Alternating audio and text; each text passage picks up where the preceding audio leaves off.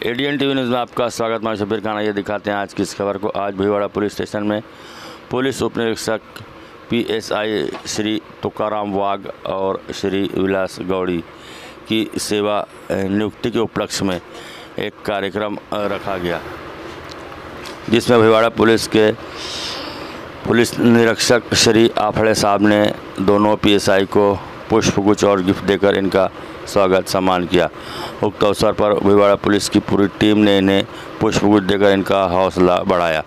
पूरी ईमानदारी और लगन से तुकाराम वाघ और विलास गौड़ी ने अपनी ड्यूटी निभाई और आज रिटायरमेंट लिया।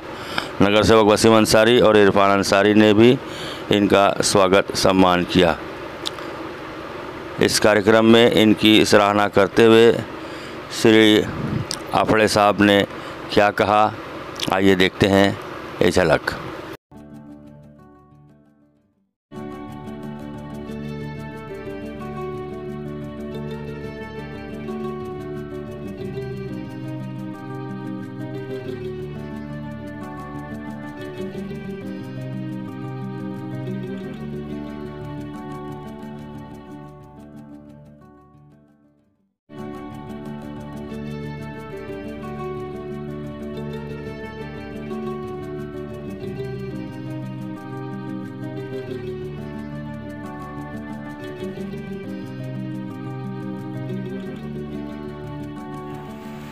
तो ऐसा है कि सरकारी नौकरी है, किसी भी डिपार्टमेंट में एक एज सीमित है। 58 साल की उम्र में आदमी रिटायर, चाहे पुलिस स्टेशन हो, पुलिस अधिकारी हो, चाहे महानगर पालिका हो, चाहे और भी कोई भी सरकारी डिपार्टमेंट हो।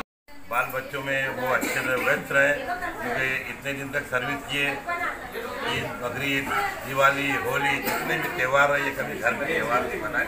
आने वाले दिनों में मैं ऊपर वाले से दुआ करूंगा कि दोनों की दिवाळी और ईद घरों में मने जाईल। सर्वांचं तसेच माझ्या कुटुंबातर्फे आपल्या दोघांना भावी आयुष्यासाठी शुभेच्छा। तुमचं पुढचं आयुष्य आरोग्यदायी सुखकारी जावं। जास्तीत जास्त वेळ तुम्ही तुमच्या कुटुंबासह घालवा।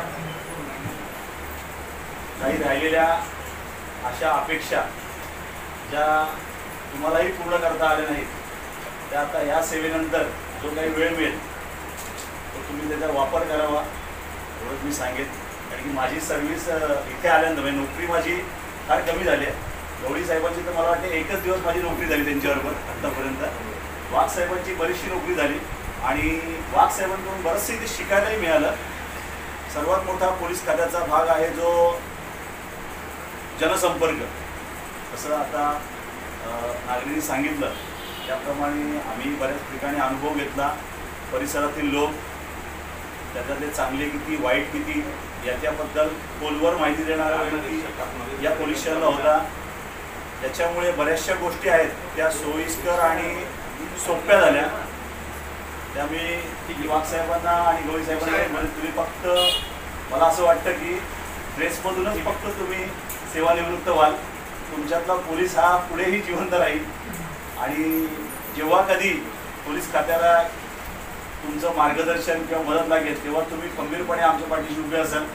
कारण की मोठे आहात, त्यामुळे तुमचे आशीर्वाद हे नेहमीच आम्हाला असावेत। आणि एवढं बोलून माझे म्हणतात की माणसाने सोन्यासारखं असावं, पण मी म्हणतो माणसाने सोन्यासारखं नसावं। सोन्याचं काय बोटात घालता येतं, सोनं गळ्यात घालता येतं, सोनं तिजोरीत ठेवता येतं। मी तर म्हणतो माणसानं परिसरासारखं असावं की जो त्या परिसराच्या सहवासात जाईल त्याचं सोनं व्हावं।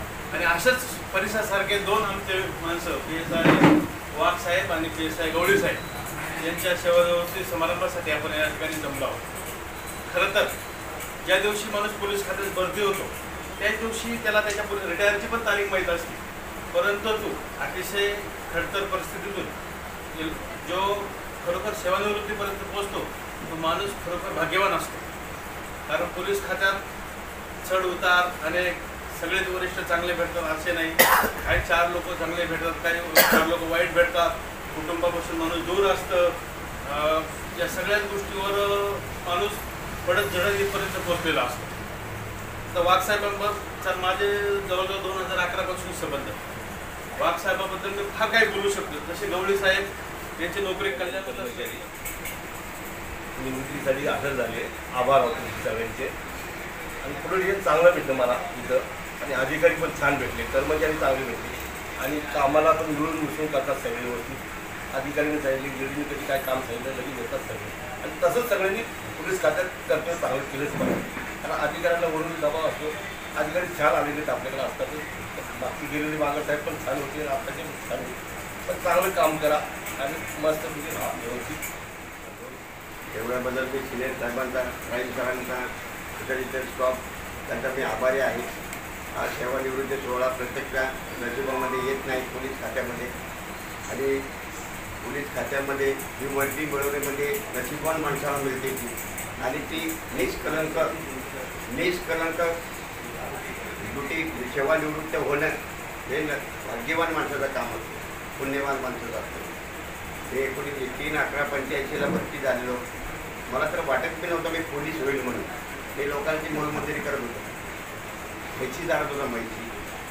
अचानक कॉल आला मला, मी बोलू होणार नाही पोलीस म्हणजे काय.